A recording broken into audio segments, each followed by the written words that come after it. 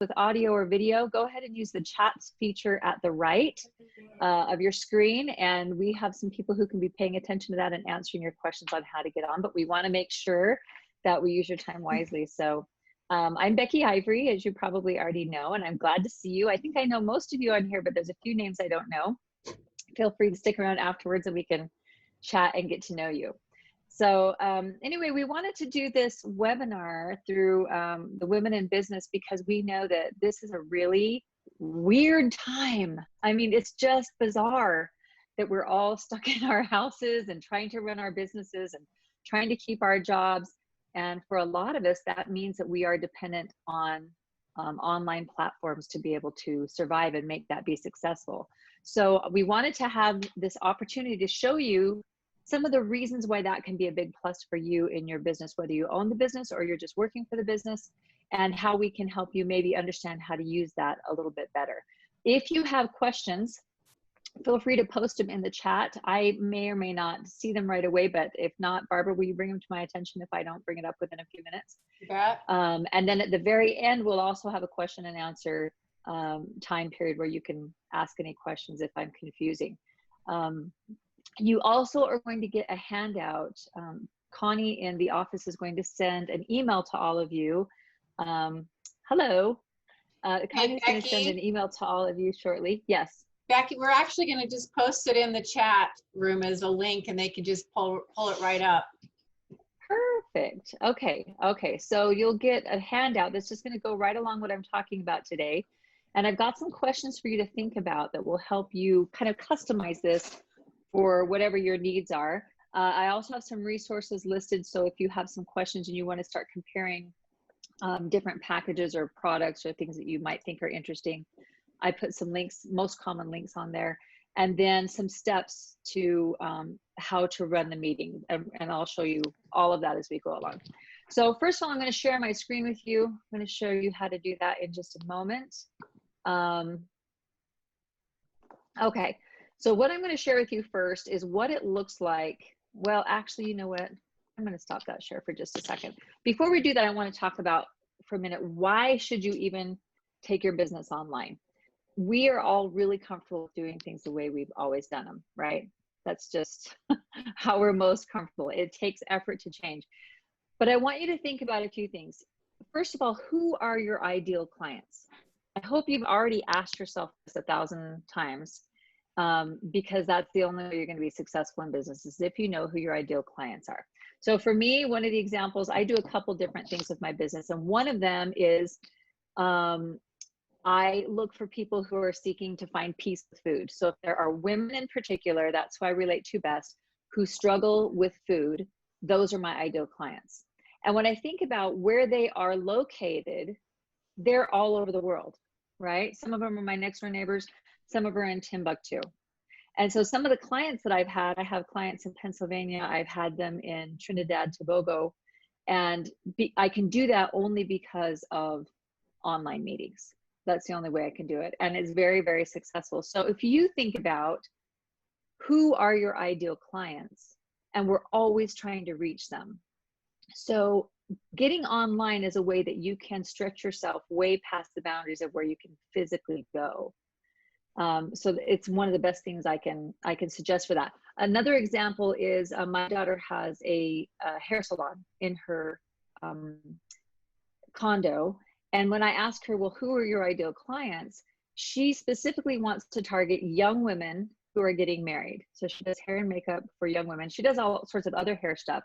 But so she started doing an online thing where she could schedule her appointments online. She could charge people online. She can communicate with them online. And I said to her at first, you know, there's a lot of people who won't book with you if they have to do it online. And she said, that's okay. They're not my ideal client, right? So she wants people who are young and in that that bracket. So if you know who your clients are, you can start to ask yourself, how can I reach them online? And where they're located. And the third question would be, can I provide a service without being physically present? Now, for me, that's really easy because most of what I do is coaching, speaking, training. So if in a time like this, I can get on and train an entire company online. Now, my daughter doing hair, she cannot cut your hair or put on your makeup from her house and you're in your house. It's just not going to happen. So if you have something you can do that is able to be done online and remotely, a service you can offer, then great. Another thing to consider is how do I stay connected with my coworkers when I'm working from home? So how many of you, well, I guess I can't see you all, so I won't ask this question, but ask it to yourself. Can you connect with your other coworkers regularly online at home?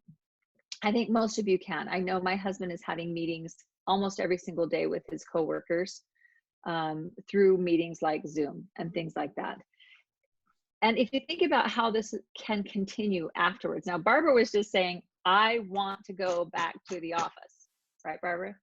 Right. Yeah, we want to have some communication with other people. We need connection with other people, and that's valuable. So we don't want to give that up completely, but there are times when it's awesome to be able to just do something from home or even from your office. If you need to meet with somebody quickly, instead of having to get in your car, take a half hour to drive there, get to the meeting, take another half hour to get back. So if you think about how you can add value to your employees and your coworkers by helping them work virtually. So you save them commute time, you give them flexibility to be able to get their work done around other things. If they need to pick their kid up from school and then come back and keep working, there's things they can do there. And then you also kind of create an environment of trust that they don't have to be right under your thumb for you to know that they're doing what you need them to be doing, right? Another question in this area is, how can I meet regularly with my team just to continue connecting with each other, right? And your purposes and your work. So I would encourage you, when you do have a work meeting, spend a few minutes talking to each other about something that's not work, right? Get on a few minutes early, check with everybody, see how they're feeling, you know, make sure that you are not just communicating, but that you're actually connecting with each other, right? Ask them how they're doing with the shutdown. Do they know anybody who's been sick? You know, all that kind of stuff. How are they doing mentally, being stuck in the house all the time? But really ask those questions. It's going to help them connect. And then what expenses can you eliminate by working virtually? Now, I got to tell you, it saves me a fortune. I don't pay rent to anyone. I don't pay extra utilities for an office. I don't buy office furniture. I don't eat out, you know, as often as I would if I were working outside the home. So there's a lot of benefits to this. Another area that I thought of that could be helpful is, if you think about the services that you offer, some people say, you know, I really don't have anything that I can offer online. And one of the things that I do with my clients is help them create online services out of what they're doing. So for example, my daughter can't cut hair right now. And so she's sitting home making no money whatsoever, but she has, you know, she sometimes will create videos. And she sent one out the other day that was like, here's how to cut your husband's hair. Because right now your husbands are all desperate for a haircut. Here's some of the basic things you can do from home. You know, don't make him bald. In fact, sometime remind me to tell you about when I gave my husband a bald spot in law school. It was awesome. He doesn't think it was so awesome. I thought it was hilarious. But so she started creating some online content to keep her customers engaged. Now later, she could actually create some paid online content if she wanted to, with some tutorials. She's done a lot of professional work. And so if she wanted to create an online platform for people to follow her and say pay a small subscription fee every month, she could start to actually duplicate her work. So what you need to ask yourself are there products or services that I could provide without taking any more of my time? So if I work for a company, say they hire me to come in and say, okay, we have this basic training. We need everyone to take this training on how to communicate better with everyone, but we want everybody to take it from here forever. Well, we can take those trainings and we can videotape them. And now we can have them in a place online on their website where their employees have to go and take that training. That's pretty easy to imagine. But there are ways that you can do this for people who are your paid clients as well. So if I have a From Food to Faith training course that I do, and I've created a way that people can get on in a group, and we can actually, just like we're meeting here, we can have 10 people in a group, and I can teach that to 10 different people instead of one client, and I can charge them all $10 a week as opposed to charging one person $150 a week, right? It doesn't take any more of my time. I can help a lot more people that way. And I have ways of duplicating that process so that I can really put in no more work for myself, but actually have a lot more people paying me every month. So there are things you can do like that that would help you. Once this shutdown's over and you move forward, you want to be able to not work any harder and still make more money. Does that make sense? And it's not just about the money, it's about being able to serve as many people as possible without killing yourself, right? I love one-on-one coaching, love it. It's one of my favorite things to do, but I only have so many hours in my day. So if I'm going to have 8 live coaching people and 5 days a week, that means the maximum number of people I can reach is 40, right? That's also the most amount of money I can make.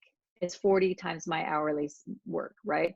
But if I can figure out how to serve more people with that same amount of time, I make more money, I serve more people, and we're all much happier. So when you think about how to incorporate online things, be thinking about, okay, what could I do to kind of expand what I'm doing, but work less, right? We want to work smarter, not harder. Okay, so that's why, the last thing that we can do with online stuff is freeing up your time to do more of what you love.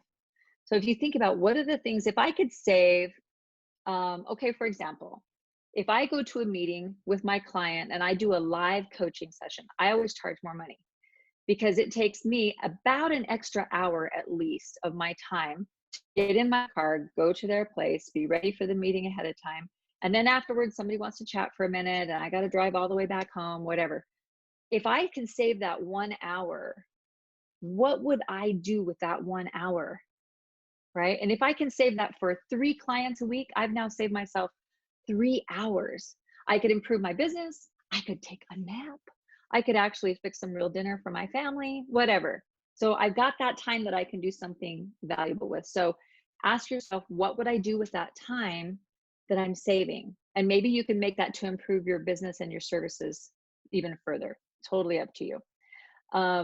So those are some of the questions you're going to see on the form that I'd made out for you just to help you think through it. If you need help thinking through it, feel free to give me a buzz or chat with me and I'll help you think through it. Okay, let's get to the actual online meetings and how we're going to help you with this. There are some things you have to have, okay? You have to have a computer with audio and video capabilities. Now, I know some of you don't have your video on right now, and that's fine. That's one of the joys of this. You could all be buck naked eating ice cream right now, and I will never know it, which is kind of cool. I do have pants on. I'm promising you that right now. But if you don't use your video audio when you're on meetings with people, they will not feel as connected to you, right? If I never get a chance to see your face, if we never get a chance to talk to each other, it's just not as personal, right? I don't know about you, but I'm looking forward to the question and answer period at the end of this, where it feels like we're more connected and I can actually see what you're thinking, because some of you are just deleting emails right now. I know that. Okay, so you want to make sure that you have a quiet place where you can concentrate. Lock the dogs outside, do whatever you can do to have that time just between you and the people that you're connecting with, because it's very difficult to connect if you are deleting emails, if you're worried about your dog who's barking at the mailman that just dropped off your package or whatever. So make sure you have some space. And then you need an online platform for meetings. And there's a lot of ones that you can choose from. On your handout, I've included 4 different main ones that I know of. And actually, I could have included one more I'll tell you about. The first one listed is Zoom. That's because that's what I'm going to show you today. I've chosen that for mine simply because I really like it and I think it's user-friendly. I'm not being paid to tell you this by any stretch of the imagination. It's the one I've settled on. There are free versions. There are paid versions. The differences basically are the free version, you can only have up to 40 minutes for a meeting. Okay, that's kind of how they get you, because most meetings are going to go over 40 minutes. If you never need more than 40 minutes, you're probably fine using just the free version. As soon as you need more than that, you're going to have to pay. And there's two services. One I think is $14.99 a month, and one is $20 a month. And we can talk more in question answer if you want to know about that. I use the $14.99 a month, and I find that to be way more than enough for what I need. Then there's GoToMeeting. That's one of the other most popular ones. That has two plans. It's about $12 or $16 a month. So you can see it's not that different. I've used that before in other companies, and it worked just fine for me. Google Hangouts. A lot of people like to do Google Hangouts because they have a free version as well, and they have paid versions. And I've given you links to all these so you can go compare them if you want.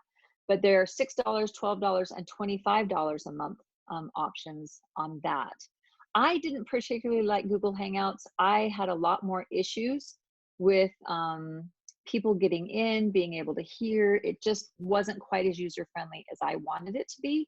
But I imagine if you handed the computer to my 20-year-old daughter, she would have, handled it a lot quicker, easier than I did.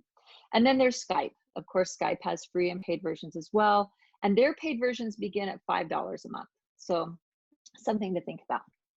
Okay, so now we're going to go to just how to run a Zoom meeting. I'm going to share my screen with you now because I want you to see what I am actually seeing when I create a Zoom meeting. Now, I've been able to help some other people. Barbara and I even got on at the beginning of using all this craziness to show people how to use this. And one of the challenges we have is when you're on a Zoom meeting, participants cannot view what the host can view. Okay, so the person running this meeting here today can see all sorts of controls, like how she can mute us all, and she can unmute people, and she can see what's going on in the chat room, and she can just do all these things, but you can't see it. So in order for me to show it to you, I had to create an actual video of myself doing it so that you can see my screen. So first, I'm going to show you online. You should be able to see my Zoom website right now. If I go to my account, I'm already logged in. You can see there's my name, my account number. Go ahead, spill my personal ID, whatever. And it's very easy to create meetings. It's much easier than you think it's going to be. Over here, you can see we're on my profile. Right underneath that is where you see meetings. Okay. Down here is webinars. We'll talk a little bit about more of that later. You can buy the webinar thing. It's quite a bit more expensive than just using meetings. So unless you need it, you'll probably just be using meetings. Now, once you click on meetings, you can see I've got a few meetings already pre-scheduled here. And these are all the ones that are recurring. They're going to show, okay, here's one of my coaching partnerships. Here's the Thursday night meeting. And all I have to do from now on to start that meeting is click start. So once it's set up, it's easy, easy, easy. If I want to delete it, I delete it. It's that easy. I'll show you how to schedule a new meeting. Okay. So you click that schedule a new meeting. You can name it whatever you want. So let's say that we're going to have, I'm going to say legislative discussion. And sometimes I work with legislation, and we'll just pretend that this is what we're going to do. You can put a description if you want to. It's mainly because when you invite someone else, you may tell them what you're going to discuss. So we're going to discuss the ramifications of HB 249. Okay. And you're going to set your day and time. So let's just pretend that we're going to set it for this coming Thursday at noon, and I want it to go 1 hour. Make sure that you always check the time, whether, mountain time or whatever. In your settings, you'll be able to set that permanently for your own time if you'd like, but you may want to change it for some other reason. Right now it's in mountain time, since that's where I am, we're going to do that. If it's a recurring meeting, I click this. It'll just be put on my calendar for every single week, and it will be easy to push the start button. If I don't want it to recur, just undo that. Now, registration. Here's an interesting thing. I have not always required people to register for things because it's an extra step that sometimes will get your clients not to do it. We're so lazy, aren't we? We don't want to do 2 steps. We just want to do 1 step. So usually I will not require people to register. However, recently, you may have seen in the news, there's been a lot of issues with now everybody's running to these platforms, And of course, the stupid people are also jumping on these platforms and trying to ruin other people's meetings. So we have like pornographers that are jumping onto meetings between principals and kids and all sorts of stupid things. So just by requiring somebody to register, that's one more step that kind of helps people maybe not get to that point. Another thing you can do is you can generate a specific meeting ID. Okay, now everyone has their own personal meeting ID once you have an account, and I can just use that over and over for meetings all the time. But if I want to say, okay, well, for this particular meeting, I want it to have its own ID, only those who have that ID are going to be able to get into this meeting. I just have it create its own ID. The next thing you can do is create a password. Again, I have rarely used that, but I have started to use it now just because it makes it a little bit more difficult for people to get in. Personally, I don't like to use it for many things because I can't tell you how often I'll be running a meeting. And this is why I quit using it. I would be running a meeting and somebody would be constantly texting me, I can't find my password. What's the password? I can't get in the meeting. And it was frustrating for me. So I was like, forget the password. So another thing you can do, you'll notice that you were put in a waiting room when you got on this call, right? It said you're in a waiting room and the host will have to let you in. That's something that you can enable right here. You see this enable waiting room. And that's a way, if you don't recognize the name, you don't have to let them in. That works great if you're having a kind of a small intimate group. If you're having 100 people on and you're not going to know who the people are, that won't help you very much. That's when you want to use the password. Okay. So up here, this is important. Video, host, and participant. I've got them clicked for on always. I want their video automatically on when they join on. Now they can always turn it off if they want to, but some people don't know how to turn it on. So it's much easier to just have it on in the first place. Audio, I always say that they can join by both computer and telephone, whichever they prefer. Down here, you've got meeting options. Either they can join the meeting before you start hosting it, and then all they see is themselves on the camera waiting for people to come into the meeting, or you can leave it unchecked and it'll just say the host will let you in as soon as they start the meeting. You can mute the participants when they start. You notice you were all muted when you came in. Enable the waiting room, which allows you to filter who's coming in. And then, of course, you can choose only authenticated users can join, or, oh, and this is my favorite, I always record the meeting automatically. And I'll tell you why I do that. You can increase your bottom line like that by recording your meetings, as long as you have permission with the other people. But I actually use this tool to create videos that I use for my content. So if I'm sending out my weekly blog and I decide that I want it to be a vlog that week, I'm going to create a video and talk. All I have to do is get on and start my Zoom meeting. I don't have to have anybody else on, and it's now recording me. And now I have recorded content that I can splice up, I can use for advertising, I can use for blogs. The other thing I do, all my coaching clients, we video all of their stuff, so that if they want to get on and watch their coaching videos again, they've got access to all of that. They can download it, they can view it anytime. So I like to record. When you're done, you just click save. Pretty simple. Okay. And now you've got your meeting. The only thing you have to do, you can edit this meeting down here if you decide to change something. You can start this meeting. And most of you would probably like to know how to invite somebody to the meeting. Okay. Here, you've got Google Calendar. You can add it to Outlook Calendar, Yahoo Calendar. Mine will automatically add it to my Apple Calendar. So that's pretty easy. Now, as far as if we start this meeting, I don't think it'll actually let me start it while I'm on it with you. Let me just see something real quick. Okay. When I push start this meeting, it will ask me who I want to invite, if I want to invite anybody.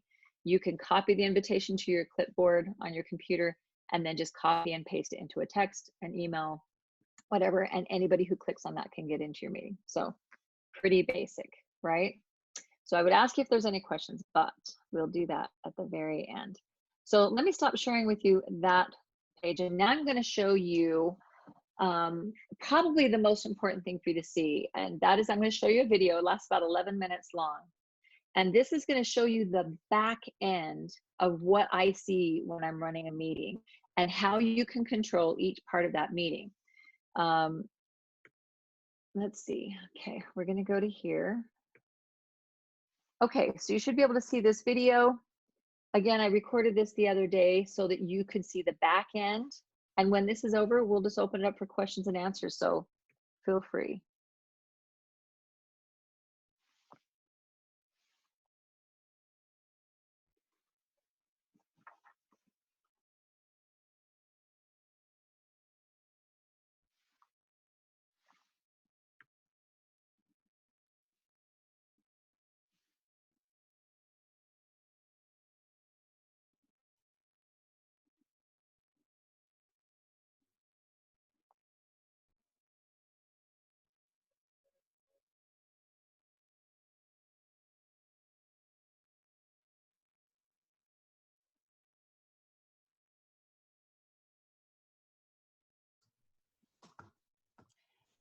Becky, we cannot hear the video.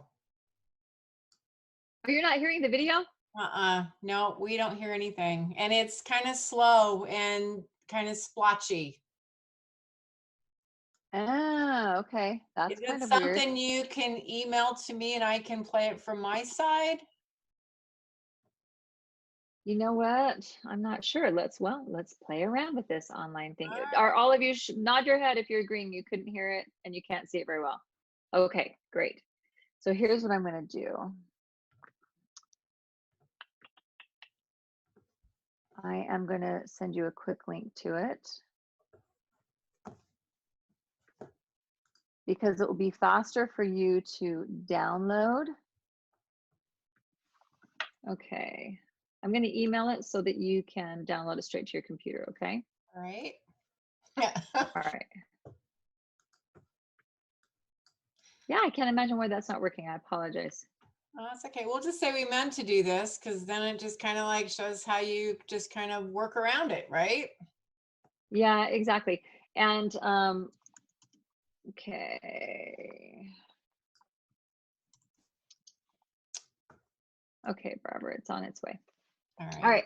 While she's talking, I'll answer some of the questions about that. One of the questions I was thinking about that people might want to know the answer to is, what has gone wrong when you're doing this? Because when you're hosting a meeting online and things go wrong, it's so frustrating. So what would I do in this case? Well, in this case, if there's no audio, I'll just show you the video and I will speak over it.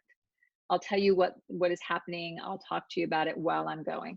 If it's running slow like this and you can't see it, then I'm going to describe it the best I can, or I'm going to send you all the link in an email the same way I just sent it to Barbara, right? So that you can all watch the video on your own, but explain to you what you're seeing. So there's some different things around it. The worst thing I ever had happen when I was on conducting a Zoom webinar, I had probably 25 people on a call, and in the middle of it, my internet went out.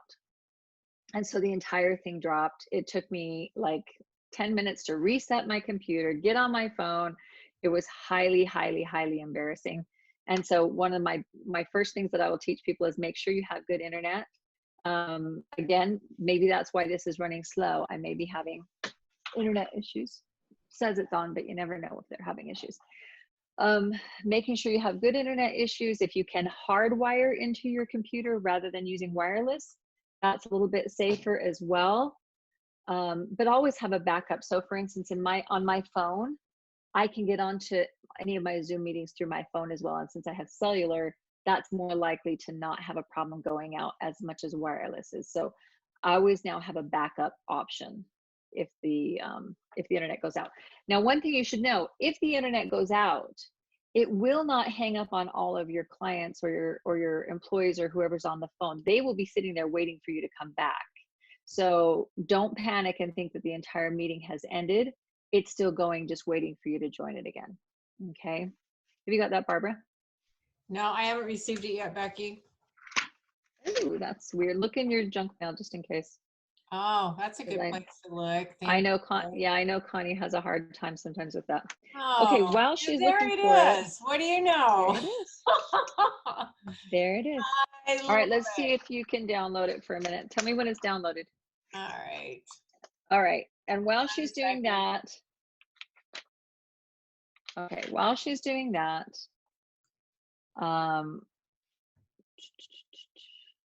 okay. All right, I'm going to go over just a few basic questions that people Becky, ask. let's try it. Let me see if I can do this. Okay. Hold on. Let's see how smart I will. This will stop your sharing, so I'm going to continue. That's okay. And I'm going to go to this. And I'm going to share. And I'm going to hit play. Okay. All right. I want to show you what it looks like from my end as I'm running a meeting, because this is something I can't show you while we're on a Zoom meeting together. So here's my Zoom screen. This is what it looks like on my end as the host. I can make it full screen if I want, but I'm just going to do this so you can see the difference. I can see my desktop out there. You see all these different icons at the bottom of the screen. I'm going to show you how to use each one of them. You'll notice that it says it's recording. Up here it says recording. It has a pause and a square button that just means stop. We're going to use that in every meeting that I have. Well, at least I use it for everything. And that's because if my clients want to have a copy of our coaching session, they can easily go back and watch that. In fact, I make that available for them if we have group meetings. Some of the benefits they get from signing up for my programs is the ability to go back and watch those over and over again. So I record everything. Also, it's kind of a good liability thing depending on what your business is. It's nice to have a recording of everything that happened, but it's up to you. But okay, can we pause for just a second? Are you also getting the jerkiness still of this video? Are you all seeing it very jerky?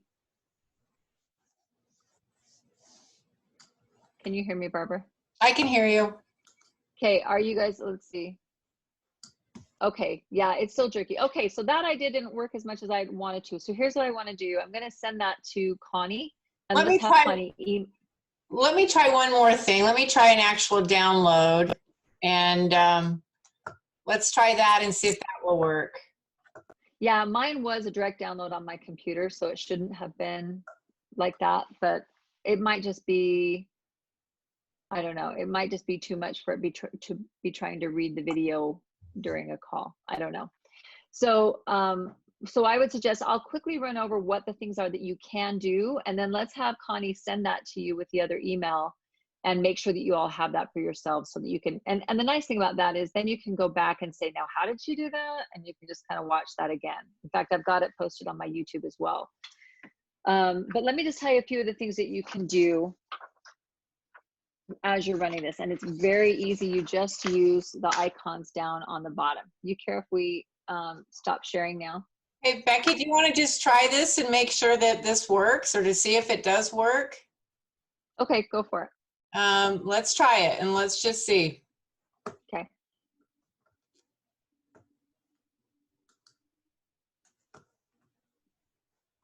Okay, so I want to show you what it looks like from my end as I'm running a meeting, because this is something I can't show you while we're on a Zoom meeting. Yeah, same thing. So here's my Zoom screen. This is what it looks like on my end as the host. I can make it full screen if I want, but I'm just going to do this so you can see the difference. Yeah, that's going to be the same thing. You see all these? Okay. Do you want me just to load it into the message area, just like I did the last attachment? Yeah, if that, yeah, check that out. You guys put it in there. Let's see if it works for you guys. Okay. But I'm not worried about it. When you see it, you'll be able to see very, very clearly what those look like on the bottom. And I'll just quickly tell you some of the cool things you can do with it, because it took me a while to realize what I could do with this and how easy it was to use. So the first thing, once you've downloaded it, you can open it, blah, blah, blah, blah. Okay, so you want to become familiar with it before you do your first meeting. Don't do a real meeting on it the first time. Call your friends, let them get on a meeting with you. Say, okay, let me share my PowerPoint. Let me share my, so for example, had I tried to share that video with someone ahead of time, they could have told me, video isn't going to work, Becky, and we could have saved some time. But I didn't do that. So try it out with somebody first. Okay, so one of the first things you can do is mute or unmute everyone if you want to. That's really helpful, especially over in the chat area. It will give you the chance to mute or unmute everybody. Sometimes people don't know that they're not muted, and you can hear them like talking to their wife, or they've got a video on in the background. And if I don't have to get their attention to turn it off, I can just go over and mute them myself. That's really helpful. On the little video icon, you can basically start or stop your video, but you can do another really cool thing. There's a little arrow there that's kind of a drop-down menu.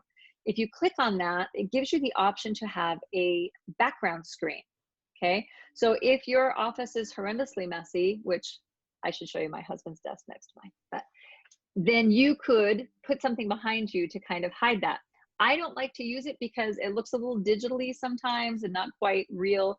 I would rather just be real. If I've got something behind me, you're going to see it, but it's kind of fun. And to get a virtual background, you can go on to, my favorite website is Pixabay, Pixabay, and you can get free pictures, images, stuff there that are not copyrighted. It's fine to use it wherever you want to use it. I use those in my blogs and stuff all the time. And you can look for virtual background and it'll give you a lot of fun options that you can use. If you don't want to use it, you just go back to that option, click none, and you're back to seeing what's behind you. If you have a green screen, you can do some very cool stuff of things behind you. I do have a green screen. I don't ever use it because it's a pain in the butt to set up. I would much rather, yeah, oh good, I love that, Unsplash. I don't think I've ever used that one. Yeah, the free ones you want to use. I do have a friend who used things they found on Google. They got a letter in the mail by a lawyer and had to pay thousands of dollars for using those images. So make sure you use the free images so you don't have to worry about that. Okay, so you can choose virtual background. Oh, this is one of my favorites. It has a little button that says touch up my appearance. And you click that and suddenly you look like 10 years younger. So yeah, mine is pushed. So when you see me in real person, you're like, wow, I shouldn't look like that on video. You will know exactly why. And then sharing screens is a really important thing to learn how to do. Watch the video for sharing screens. You're going to click the green button that says share screen, and suddenly this window is going to pop up and it's going to give you all the choices that you have available. So everything that you have open is going to show as a possibility. So right now I have that video open on one of my computer screens. I have, you know, my Finder windows, my email, all that stuff. And it's going to say, what do you want to share basically? And I'm just going to click on the one I want to share and click share. But another really cool thing that most people don't figure out till later is if you look on that same page where you're choosing things, you can choose a whiteboard. If you choose whiteboard, it's going to pull up an actual whiteboard on your screen that you can draw on, you can type on. The other participants can add to it if your settings will allow them to do that. So if you have like a board meeting and you all want to share ideas or you want to start talking about something, everyone can be adding ideas to this whiteboard. At the end, you can take a picture of it and save it. You can delete it, you can erase. It's just kind of a fun thing you can do. Another thing you can do is annotate. There's an option to annotate, and that means you can take any board here. In fact, let's see if I can share this with you. Okay, so I'm going to, let's say, here's that stupid video that didn't work, okay? So if I'm going to share that video, at the top, I see an option that says annotate. Now, when I see annotate and I click it, I can now put stamps on it, I can text on it, I can draw on it. So I'm going to click the draw feature and I'm going to choose here and I can draw a little mustache on myself, right? And you can do anything you want on your page. And again, I can save it. I can erase it. So I can go through and erase all these. I can put different stamps on. So I can say, hey, here's this arrow. See my nose right there? Isn't it beautiful, right? But you can imagine what you would do for a document that you're trying to share or anything like that. Annotate is a really powerful tool when you're trying to collaborate as a group, okay?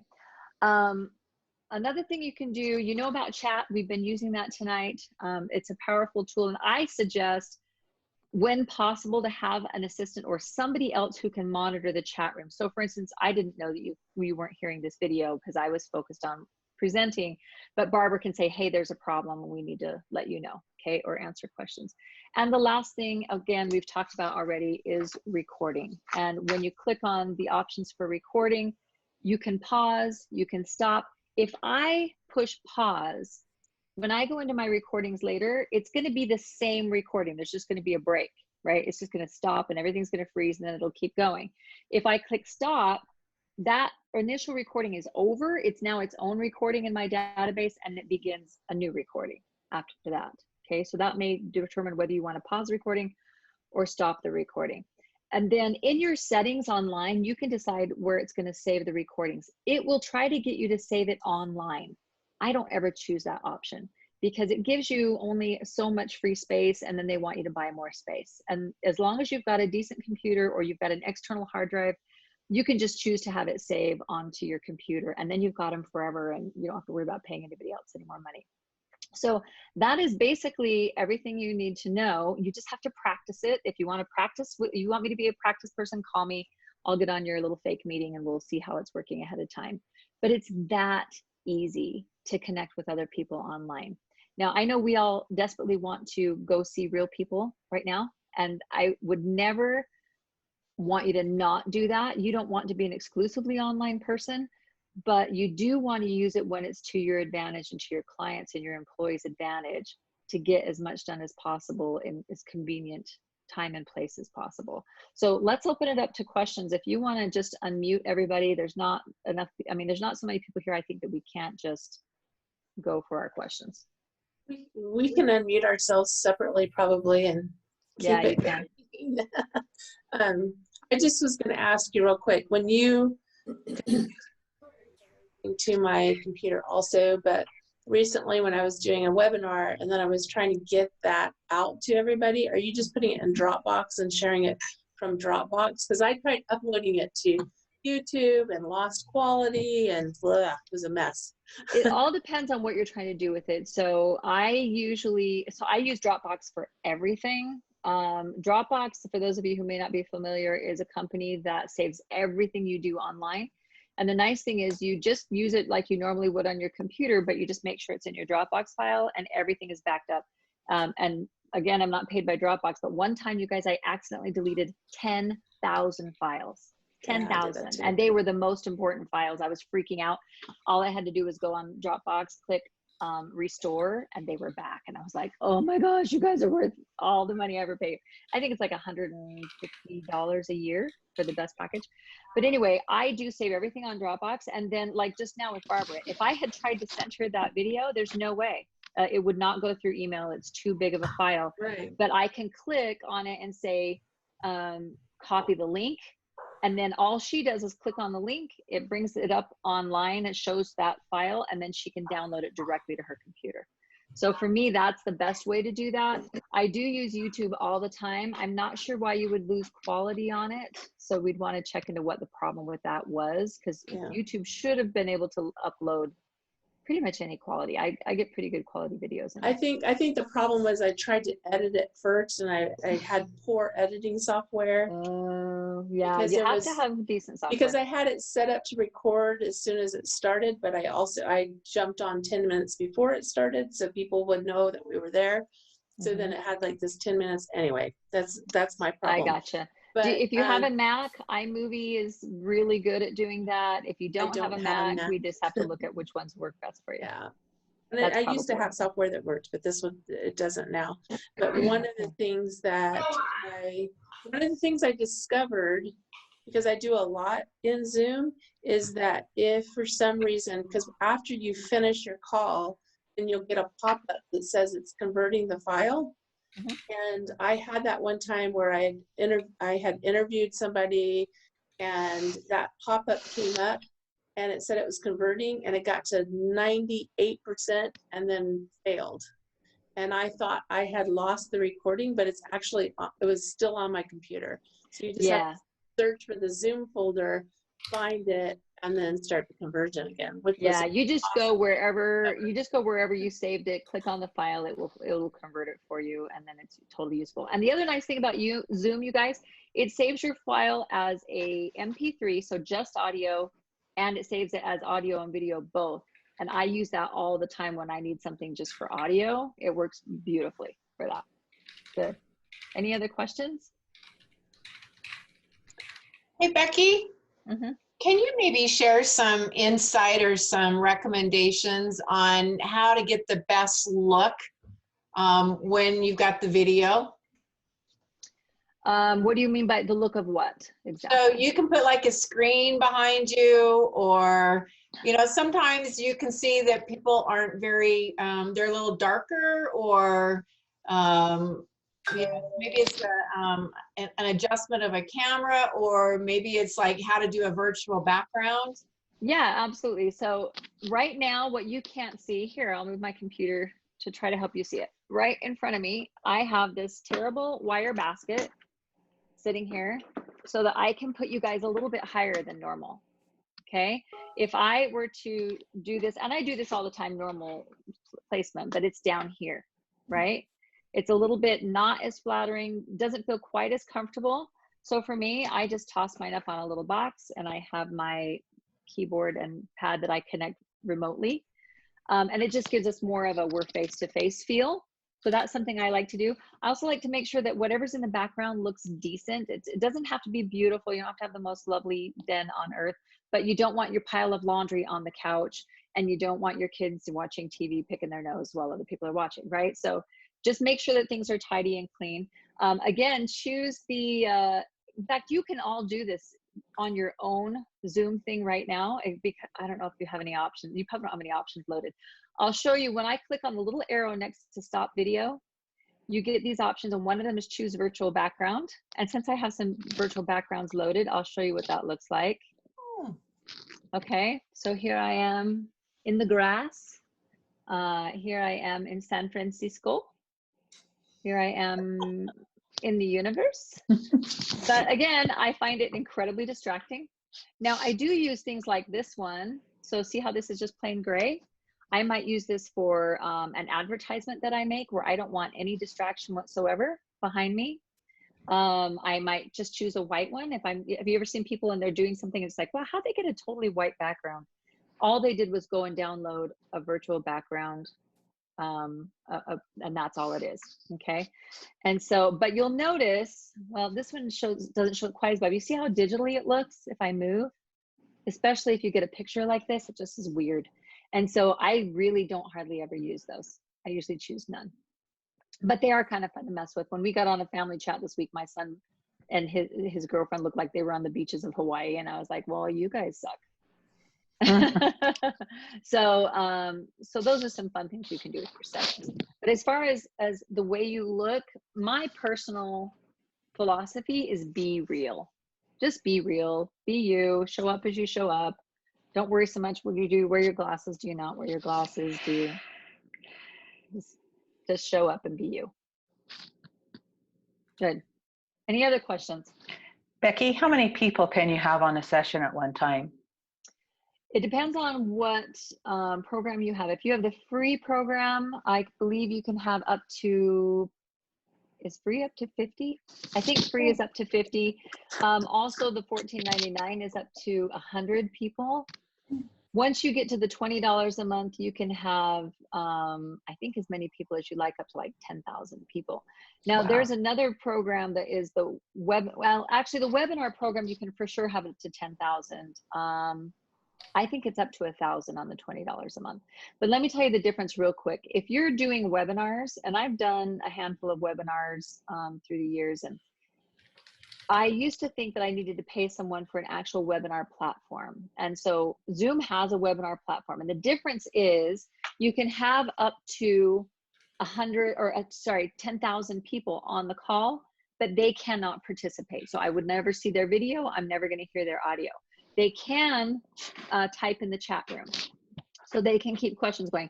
That works well when you're doing a large webinar, but it also costs you $20 a month for the pro version before you can even sign up for the webinar. And it's also like $40 a month for the webinar, right? So that's why I do the $14.99 a month program. It works great for me because I've never needed more than 100 people, and I can just turn off people's videos and audios as I need. What the chamber is using as well as the $14.99, and post up to 100 people. Yeah. Now Julie's saying she uses a halo light when she's not in front of a window. It's a really good idea. I have a lamp that I keep by my, just a simple lamp like this that I keep by my computer, so that if it's nighttime, you don't want, I mean, the lights in these rooms are so kind of darkish. I mean, they're not as bright as you would like. They don't flatter you as much, and it would be coming from behind. So my face is shadow. So if I just turn on that light, it solves everything. If you just have some light coming from the front, it looks way better, way better. You do not want a window behind you. If you have an office where there's a window behind you, you need to move your computer because people will get that glare. Yeah, I think that's also that. Any other questions?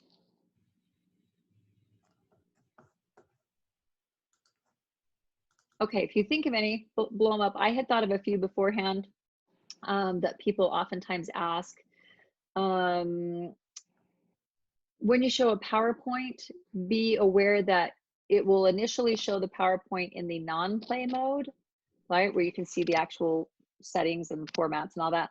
And then you just push play, and then it will suddenly turn into a full screen show for somebody else. So that's something to be aware of when you're doing a PowerPoint. Sometimes when somebody shares with you, it will share and suddenly it'll become full screen for you and you can't see anything else on your computer. That used to throw me because I was still trying to look or take notes or something.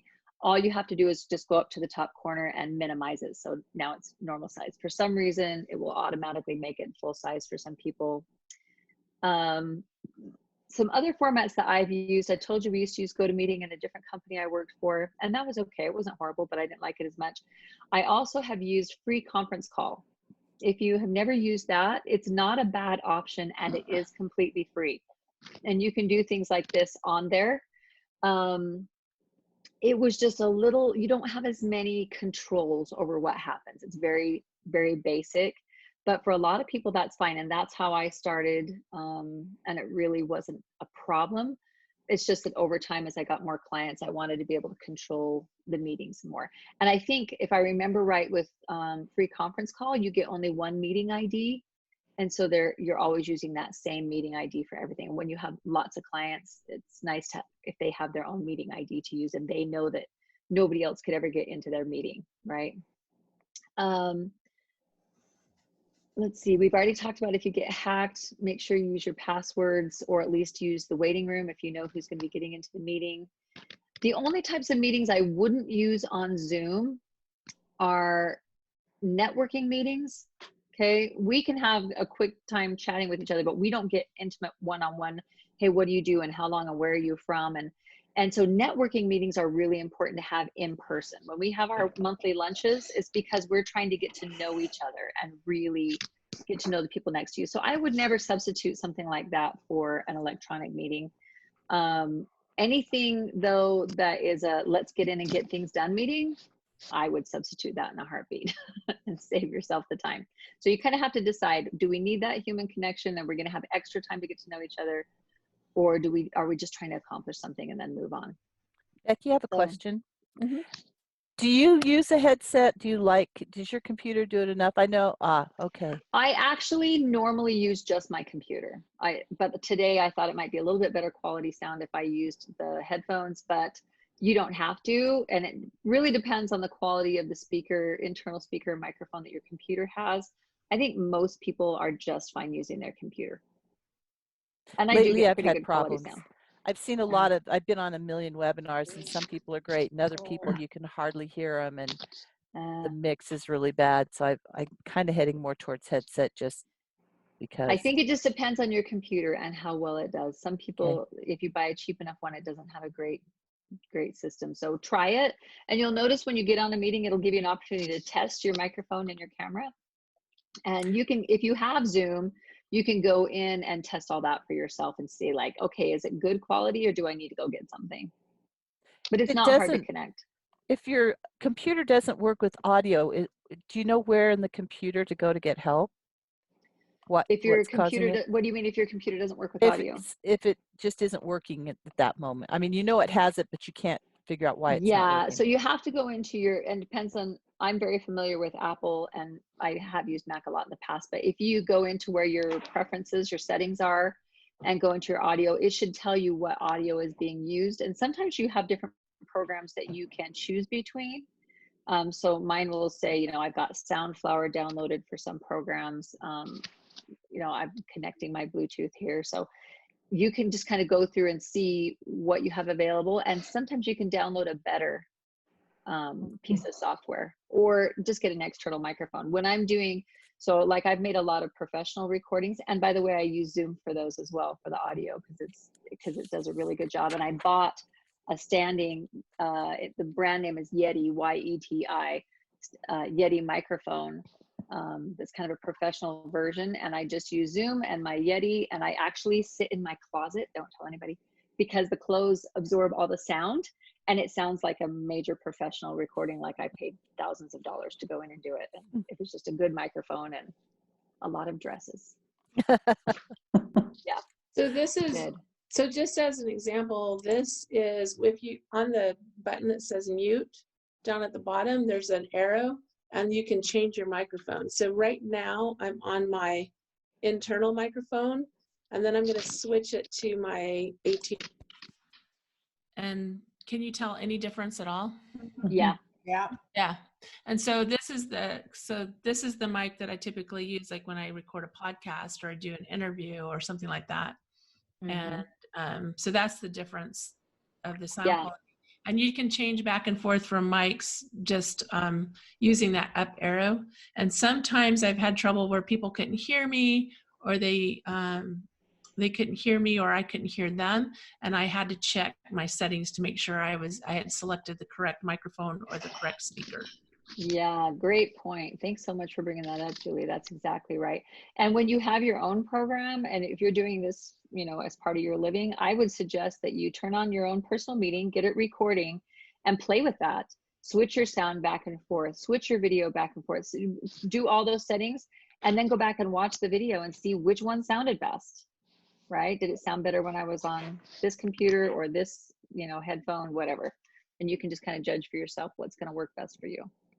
Another little tip that I learned, and Becky, you may have shared this with me, I don't remember, but if you're on mute, you want to just inject something real quick, you just hit your space bar and it unmutes you as long as you have your space bar pressed. Oh, that's cool. I actually didn't know that. Yeah, Nice. so try Good it out. tip. You try it out. Put yourself on mute, and then you can. Oh, hey. Hello. Yeah. Oh, mine isn't doing it. Weird. Oh, that's because never mind.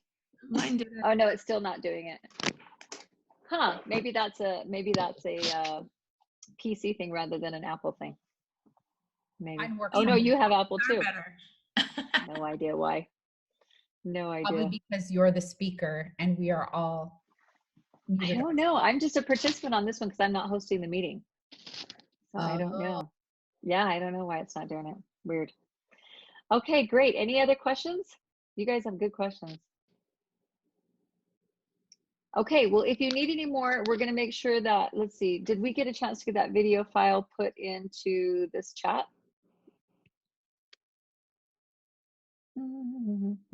I don't see the video file.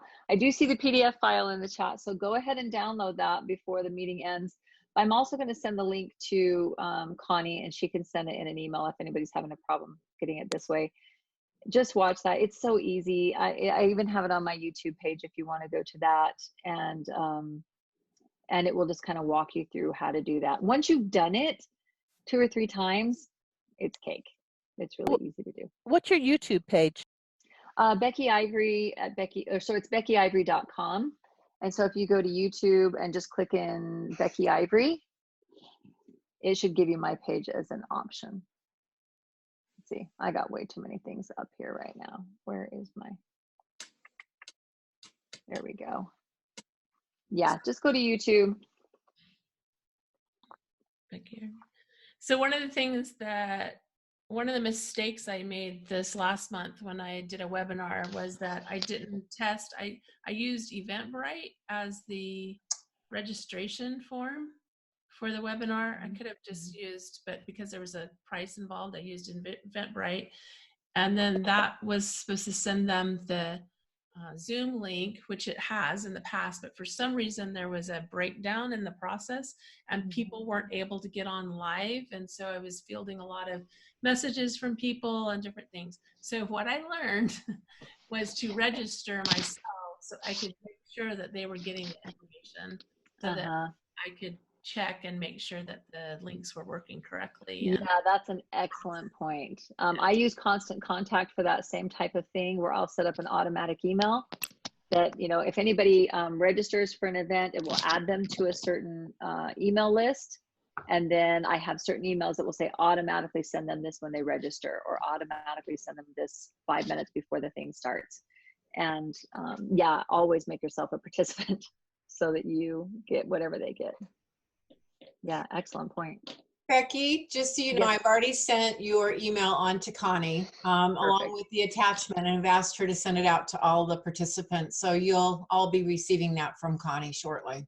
Okay, perfect.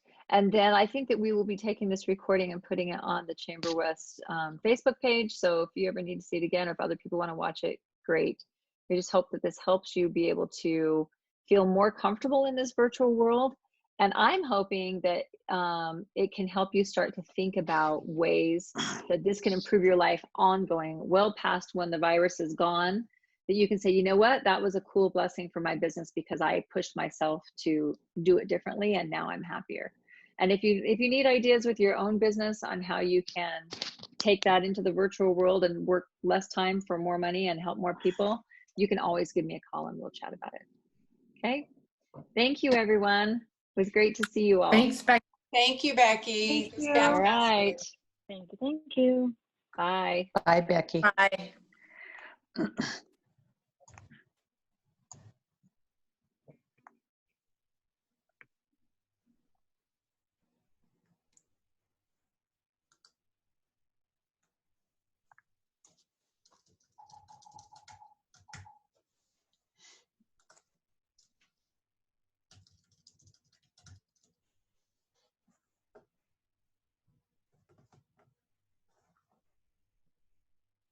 Have a great day.